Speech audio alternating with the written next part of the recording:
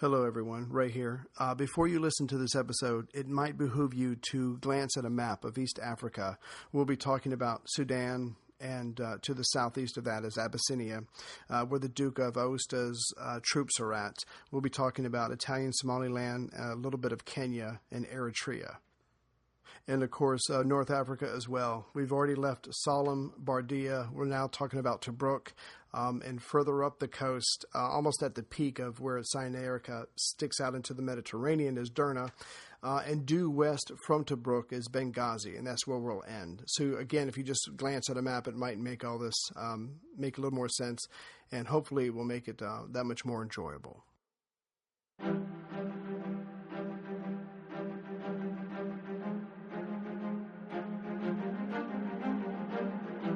Hello, and thank you for listening to The History of World War II podcast, episode 77, Tobruk.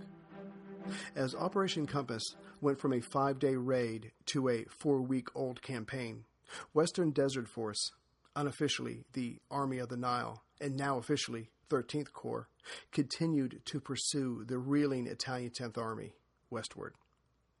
But its very success allowed a rift between Churchill and Wavell to grow and fester. The question now that Egypt seemed all but secure was where to focus next, and the two strong personalities each felt that their view of the war was the correct one.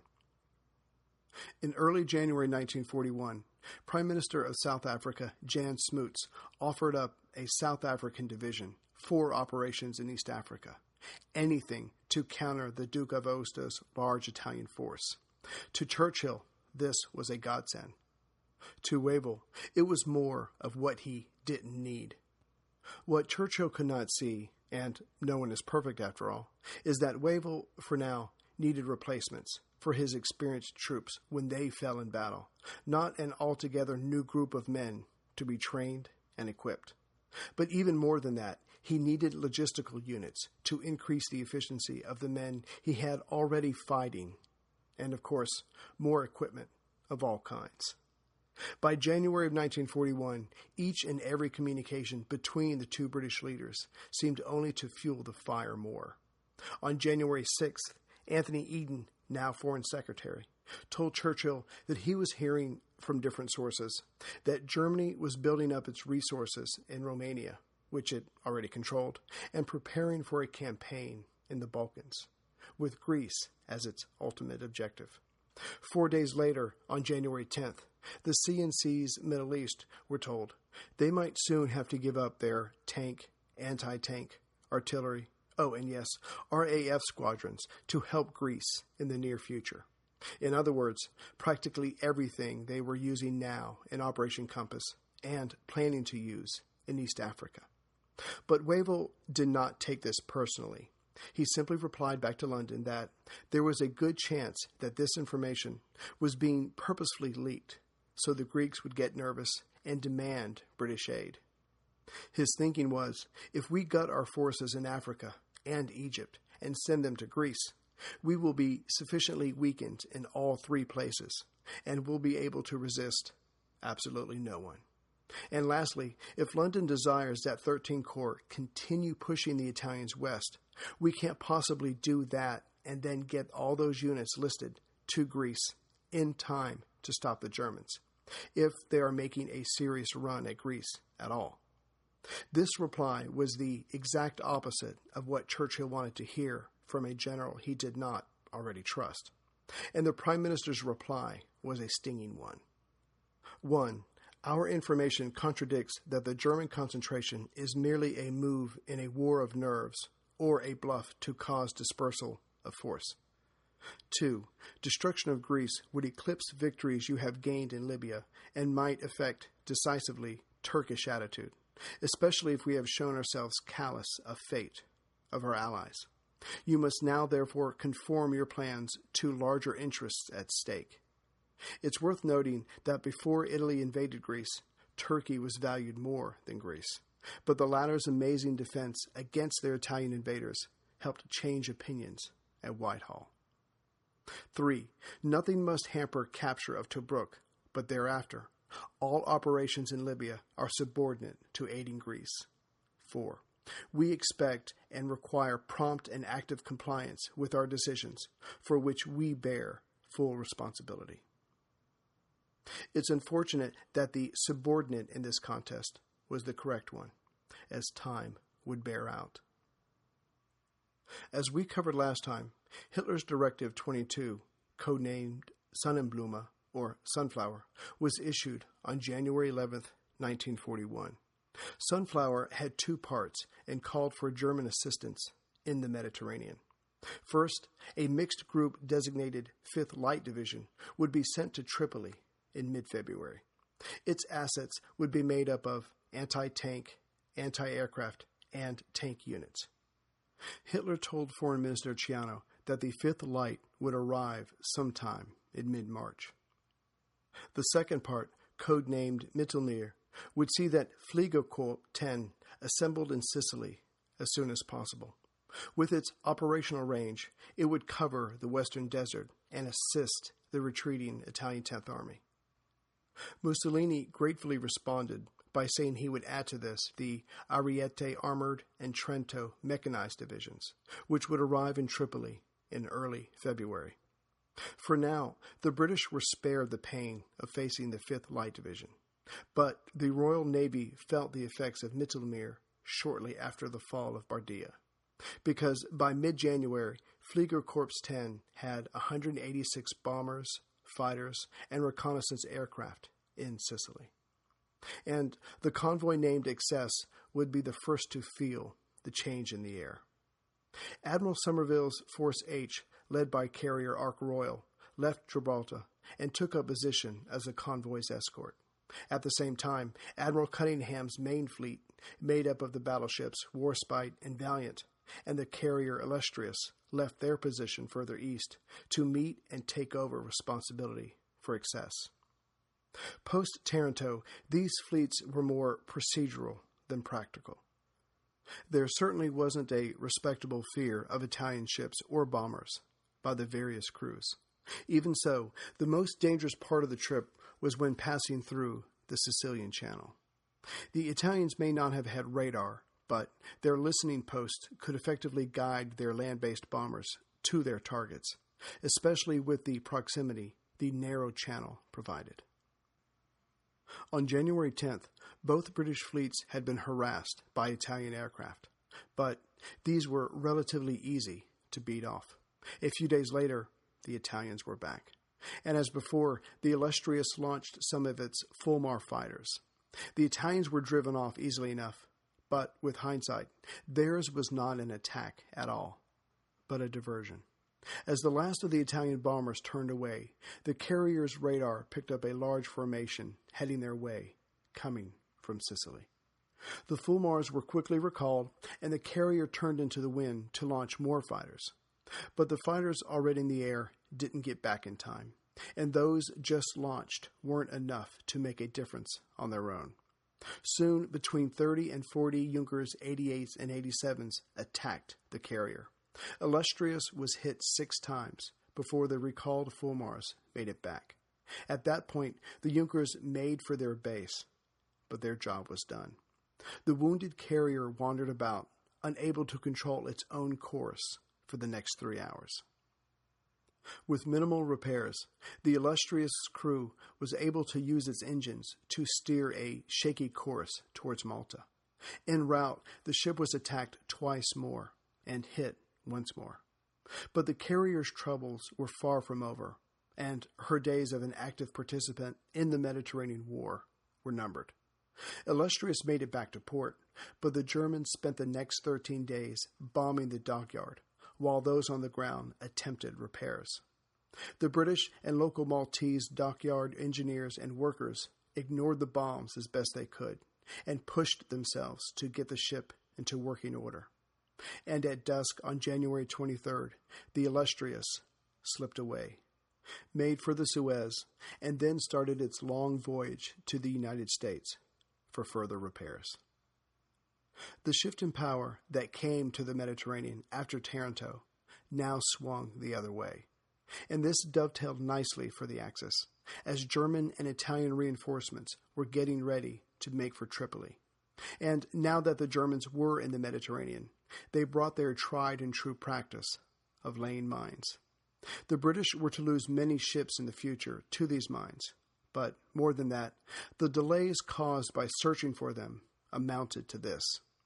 Allied convoys were no longer safe in the Mediterranean, and using the Suez was now, at best, a gamble. After the fall of Bardia, General Archibald Wavell had a problem, and it was a nice problem to have, certainly preferable to so many other possible ones. O'Connor's 5-day raid had become a 4-week campaign, and seemed able to go on for another 4.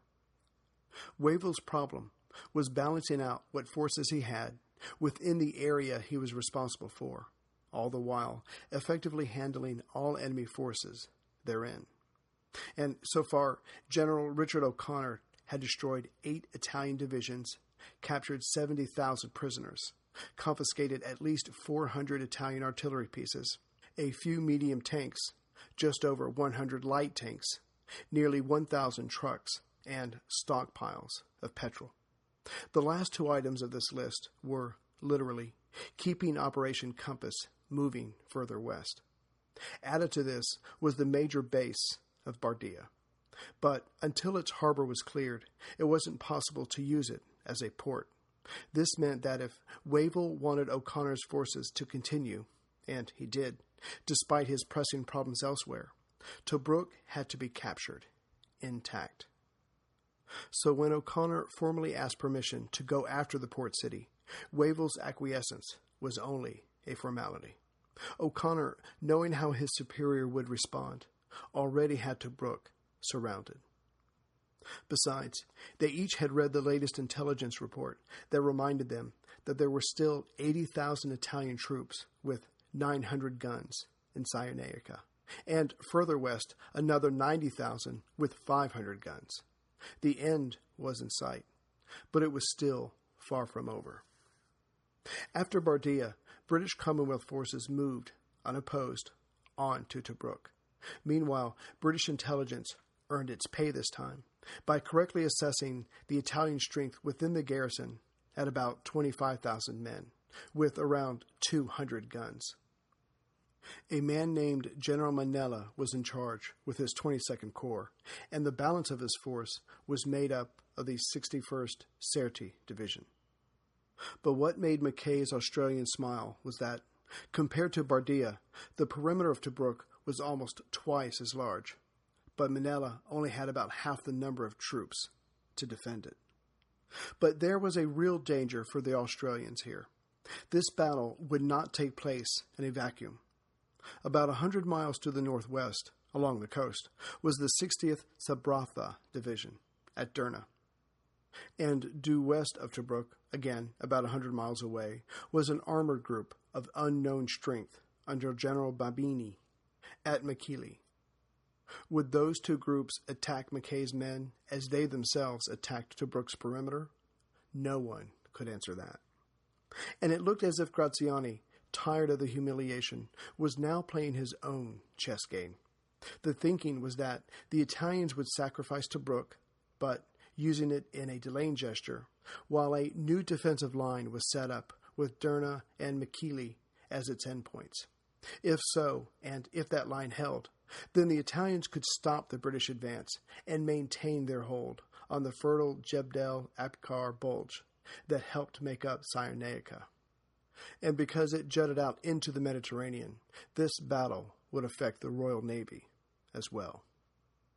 O'Connor's staff pored over intelligence reports as well as reconnaissance photos.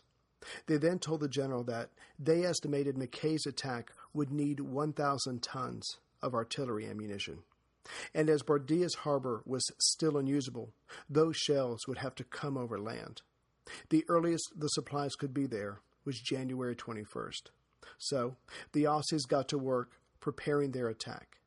Meanwhile, Wavell and Air Marshal Longmore flew to Athens. The determined Greek repulse of Italian aggression stunned the world, but it lifted Winston Churchill. Finally, here was someone handing the Axis their first clear defeat in Europe. And as the British did not have enough men in the ranks yet to properly offer a challenge on the continent, it seemed only logical that the two still-standing antagonists of the dictators should join forces. Hey everyone, Ray here. We've all been there. Seemingly out of nowhere, you get hit by an unexpected bill, and your world just stops. When that happens, you panic, so it's hard to think, what are my options? Well, that's where Upstart comes in. Upstart is here to help. Upstart-powered personal loans can help you pay down high-interest debt or help you survive that unexpected bill with simple and easy-to-understand payment terms. And just know you are not alone. Upstart has helped over 1.8 million customers who are on their path to financial freedom with a fixed monthly payment with a clear payoff date. And Upstart knows that you are more than just your credit score, which is why they factor in your income, employment, and other information in your loan application. That's how they get you the best deal. And you can check your rate in minutes for loans between $1,000 to $50,000. And you can even receive funds as fast as one business day after accepting your loan. Don't wait and check your rate today at upstart.com/World War II. That's upstart.com/World War II to check your rate today. Don't forget to use our URL to let them know we sent you. Loan amounts will be determined based on your credit, income, and certain other information provided in your loan application. Go to upstart.com/World War II. Each Greek advance or Italian setback thrilled the British leader. He knew the Greeks were suffering, their military and their people, despite their victories. And though he used his head in taking up Britain's defense, when it came to the Greeks, his heart dominated. Watching week after week as the Greeks showed their mettle to the world, the moved Churchill came to a decision by mid-January. Against the advice of many, British policy would be thus. After the fall of Tobruk, Greece would take precedence over all concerns in North Africa. He would offer Prime Minister Metexas the 13 Corps. And in that vein, General Wavell and Air Marshal Longmore were instructed to fly to Athens to discuss the coming perceived German threat. But Metexas was more realistic and less emotional than Churchill in his view of Greece's situation. After hearing the two British officers out, Metexas only agreed to the logistical help offered, but he didn't want the military units just yet. The Greek Prime Minister explained that if he allowed Allied fighting men on Greek soil, then Hitler would have the excuse he needed to invade. The irony was, the British manpower that was being offered to him was not enough to stave off the German assault. Why should he agree to a position that would invite German aggression without the means to stop it? As for the direct British help, Metexas would wait until the force that could be sent was significantly larger. If Churchill was frustrated with Wavell, this rebuff was felt personally. However, for now, Wavell's forces in North Africa were saved to continue Operation Compass. Ironically, the Duke of Aosta then went on to save Wavell's plans for East Africa, again against Churchill's desire. After the fall of Sidi Barrani and Bardia, the Duke did not feel secure with his position in East Africa, despite having 250,000 troops, mostly in Abyssinia, but also in southern Sudan, Eritrea, British and Italian Somaliland, which also threatened Kenya. On January 11th, the Duke asked Mussolini if he could withdraw his forces from southern Sudan, as its relative flatness lent itself to British mechanized forces. Mussolini, having lost so much in Greece and northern Africa, agreed. So those forces were transferred to northern Eritrea, near the hilly country of Engordat and Barentu. These passes had to be kept out of British hands, as they not only led to northern Abyssinia, but also to the coast of Eritrea. If the British made it that far, it would allow the Royal Navy to play a larger role in the area, and the Italians did not want to see that day come anytime soon. Now, this theater of war had already been discussed and hotly debated by Churchill and Wavell, but it would be an ongoing battle. At the end of October of 1940, Anthony Eden met with Wavell, and they agreed that Italian forces were too numerous in East Africa to leave it to local troops under British direction, as Churchill desired. The Prime Minister's view was that it was best to gather up as many regular troops as possible and station them in Egypt, so they could react as a reserve, ready to be sent to the Balkans, Turkey, Syria, Iraq, or any other area that became threatened. But during the conference at Khartoum in Central Sudan in late October, Prime Minister of South Africa, Jan Smuts, and he would become a field marshal in 1941, agreed with Wavell that Kenya needed the protection of regular troops. Only after Kenya was safe should South African troops be moved to Egypt, as Churchill wanted. Wavell was allowed to have his way, and the result of the conference was that British General William Platt, commanding in the Sudan, was to attack Gallabat along the Sudanese-Abyssinian border in November, and then to advance onto Kassala along the Sudanese-Eritrea border in January, using the 5th Indian Division, which was just arriving. Also, General Allen Cunningham, brother of Admiral Cunningham, who had just taken charge in Kenya, was to study and carry out Prime Minister Smoot's desire to attack Kismayu in Italian Somaliland in January 1941. As Kismayu was along the coast in Italian Somaliland and about 300 miles east of Nairobi, it was felt that this action would go a long way in securing Kenya. Also decided at the Khartoum Conference was to give exiled Abyssinian Emperor Haile Selassie more material support and to help him re-enter his country just as soon as a stable section of the country could be brought under Allied control. Selassie had been away since the mid-1930s and pushed the British for help. To that end, ex-settler Colonel D.A. Sanford, who had been expelled from Abyssinia by the Italians in 1933, re-entered the country in August of 1940 to make contact with and advise Haile Selassie's rebel troops in the Gajam region. Meanwhile, back at Khartoum, the British were raising and equipping 4 battalions of exiled Abyssinians. They were being trained by British officers and NCOs. The idea was for these troops to be ready when Sanford felt the time had come to begin to push the Italians out. Then Selassie could enter the scene and begin a general invasion and insurrection. To help matters along and to represent British interests further, a Major Ord Wingate would be the Emperor's military advisor. So, Wingate made his way to Khartoum to take charge of the troops being trained there. But things did not start off well for the British. General Platt had hoped to open a way to Abyssinia with an attack on Gallabat, on the Sudanese-Abyssinian border in November of 1940. However, the attack failed. It wasn't the fault of Brigadier J.W. Slim, who led the assault. The men of the 5th Indian were simply not ready. They did not receive enough training to acquire a battle sense, something Wavell saw firsthand during the Great War. And as this clash took place before Sidi Barrani and Bardia, the Italians did not fear the British military, as they soon would. Further opening the rift between Churchill and Wavell was the desired attack by General Cunningham from Kenya to Kismayo in southern Italian Somaliland, along the coast. After studying the situation, General Cunningham reported to Wavell that his attack should be postponed until after the rains in May 1941. Besides, there was no way he could get a large number of men through the northern bush country of Kenya without adequate transportation and portable water. For now, there was no water and no way to transport it. Wavell dutifully forwarded this on to Churchill, who, as expected, rejected the premise and wanted earlier action.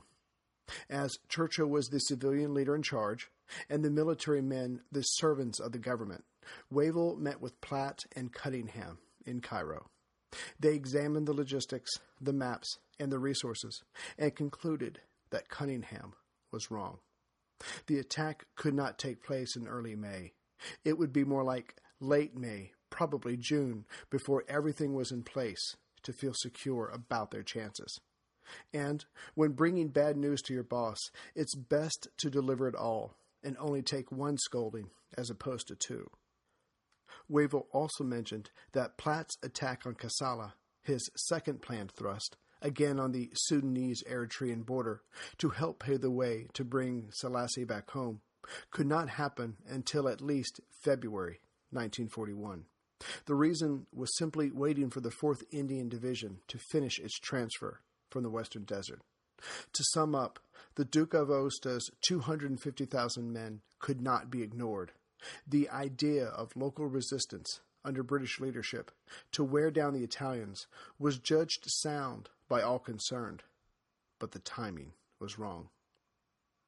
But after Sidi Barrani and Bardia, the Italians probably saw the British as the French saw the Germans during the spring and summer of 1940. Now that the Duke of Aosta had Mussolini's permission, he began his silent withdrawal. On January 18th, General Platt found out that the Italian garrisons at Kassala and Gallabat had slipped away. Not wanting to give the Italians time to set up further away and dig in, Platt found himself ordering an attack the next day. It didn't matter that the 4th Indian Division was incomplete. Beresford Pierce moved forward with what he had. And because of the withdrawal, Emperor Haile Selassie was able to land 30 miles inside his own country. The Patriot Revolt, the local resistance as it was being called, started taking shape. But I can't imagine Churchill crowed too loudly. After all, the Italians' retreat would not have been possible without Operation Compass, and who knows how that would have turned out without Wavell to shield his men. Now that O'Connor had permission to take Tobruk, he needed it to hurry up and happen. This was because he had recently been informed that fresh Italian forces were being sent to Tripoli. If he didn't push on soon, he might find 4 more Italian divisions and a tank group between Derna and the Gulf of Sirte, further west. And who knew what the Germans were really up to? So the date to attack Tobruk was set for January 20th, but Mackay soon asked for a 24-hour delay to again repair and make operational for the attack a few more of his infantry tanks, as he only had 12 working at the moment. O'Connor, remembering what 24 hours got him last time, at least 5 more tanks for Bardia, agreed. But if Mackay wanted more time, O'Connor wanted something in return. To increase the Australians' chance of success, or rather, to hopefully reduce the number of Allied casualties, O'Connor wanted a squadron of Australian mechanized cavalry to be outfitted with some of the captured Italian medium tanks. No use in just letting them sit there. As the 16th, 17th, and 19th Australian Brigades got into their jump-off points, and their artillery batteries loaded up on the recently arrived artillery shells, the Desert Rats received their final orders. The 7th Armored Division was to position itself along the western side of the perimeter and protect Mackay's left flank. Then, once Tobruk had fallen, they were to dash further west along the coast and invest Derna. At 5:40 a.m. on January 21st, red Very lights were shot into the early morning sky, descending over the Italian perimeter. Concentrated Allied artillery units began lobbing shells, and Mackay's infantry charged forward to an Australian voice shouting, "Go on, you bastards!" The 16th Brigade of Allen and the 19th Brigade of Robertson attacked their perimeter at a point due south of Tobruk itself. This time, the men went in without their leather jerkins or greatcoats and only carried equipment deemed necessary. As at Bardia, they used their Bangalore torpedoes for the wire, then pulled out their pick and shovels for the anti-tank ditch. Once a section of the ditch was filled in, the men used their hands to search for mines in the sand. With a way now cleared, the 18 serviceable heavy infantry tanks entered the breach at 7 a.m.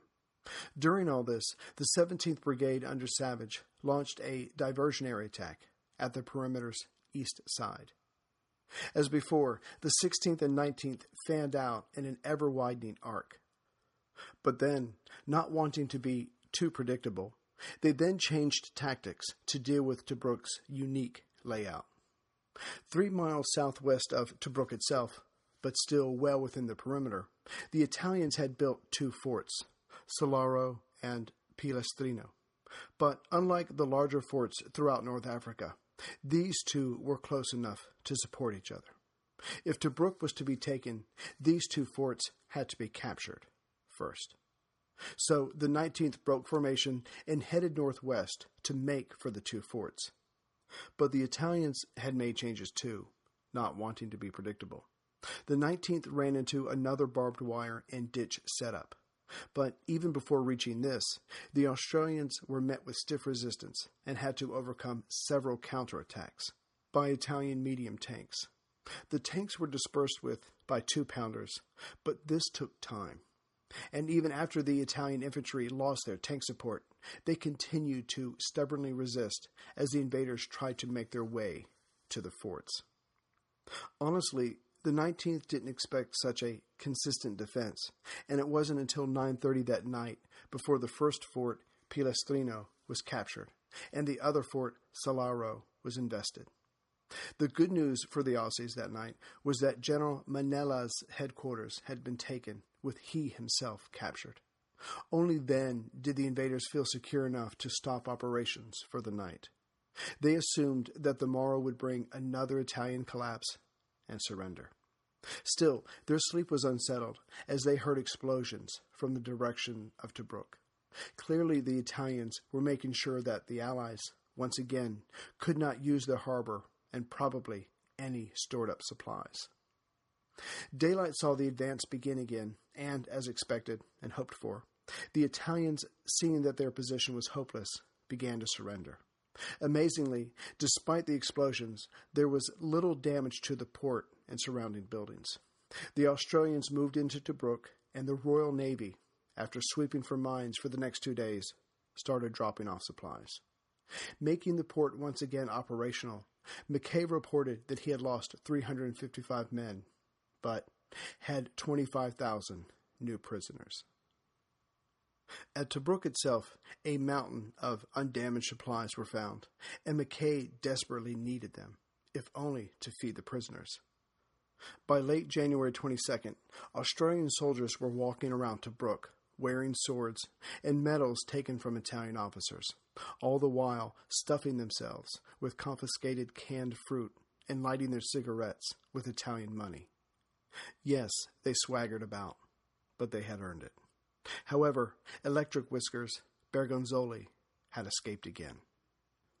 As for O'Connor, who had spent at least the last 4 weeks obsessed with logistics, the greatest prize at Tobruk was the water distillation plant and its wells, that had a capacity for 40,000 gallons a day.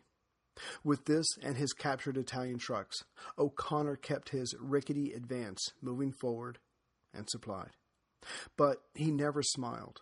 No one could remember the last time the little terrier smiled. What they didn't know was that during all of Operation Compass, with all its success, Richard O'Connor suffered from a stomach ailment. The doctors would just have to wait. By the end of the first day of fighting, the British knew Tobruk would be theirs. So, Krieg's 7th Armored Division set out that morning of the 22nd along the coast and made for Derna. But it wasn't too long before the deep wadis and uneven and broken ground before the tanks stopped their advance. Instead, it was decided that the tanks would head due west from Tobruk and advance on Mekili, while Robertson's 19th Brigade was carried in British and Italian trucks along the coast towards Derna. The Desert Rats knew that if Mekili could be taken, then they were well on their way, if they continued due west, to Benghazi. And the faster that happened, the airfields within Cyrenaica's bulge would come under British control. This meant, setting aside the Germans now stationed at Sicily, that Malta and future convoys would find themselves less threatened from this direction. On January 24th, the 4th Armored Brigade clashed with the tanks of the Babini Group just outside Agheila. The fighting was intense and at point-blank range. The British lost 1 cruiser and 6 light tanks. However, the Italians lost 9 medium tanks. Clearly, this battle went to the British. General O'Connor once again saw an opportunity to completely destroy an enemy unit, as Babini's tanks were too far away to be supported from either the north or the west. But nothing has any business being perfect. And through a combination of bad maps, miscommunication, and the British tank unit's unwillingness to operate at night, Babini and his remaining tanks managed to slip out that night and head for Derna to the north.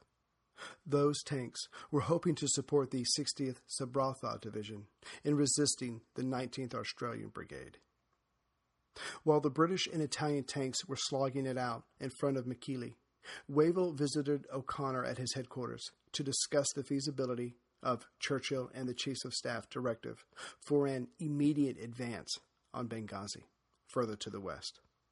The Prime Minister's nose might have been put slightly out of joint by the Greek refusal, but that didn't mean the Bulldog did not see an opportunity when one presented itself.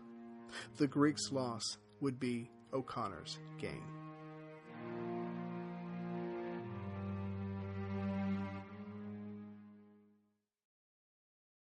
Greetings, everyone, from Central Virginia. So I hope this episode made sense with East Africa and North Africa. And to be honest, it's only going to get worse because the operations in East Africa are going to keep going. They're going to keep going in North Africa. Then we're going to have to throw in Greece. So just keep glancing at a map every once in a while, and you'll be okay. So I just wanted to take a moment and thank some of the latest members who signed up. Jason K., Paul B., Nick H., John H., Brent T., Joseph W., Michael M., David W., David P., and Alexandre B. So thank you very much. And if anybody else is interested in the membership episodes, I think I'm starting to get better at it now. There are 8 out there waiting for you, soon to be 9. As for donations, I would like to thank Stephen A. from Tenbury Wells, UK, Ethan I. from San Diego, California, Gary Bainbridge from Tamworth, UK. Thank you, Gary. And Brendan from Australia. And Brendan, if you were using someone else's PayPal account, it only confused me a little bit. So thank you, Anne, for letting him use your account. Please don't forget the newspaper contest because I want to get a few more names before I do the drawing. So just send me an email and let me know that you're interested in that. And finally, this episode could have been out earlier, probably about 3 hours earlier, if it wasn't for the Walking Dead series. So if you want to be mad at anybody, blame them. And finally, and I mean it this time, I would like to thank Sam M. for his audio rendition of Go On You Bastards. I appreciate that, Sam. I also had a runner-up. His name was Andy B., so I thought we'd leave with his just so I could put it in there. Andy listens to the podcast and really wanted to do this, so thank you, Andy, for your contribution. Take care, everyone. Go on, you bastards.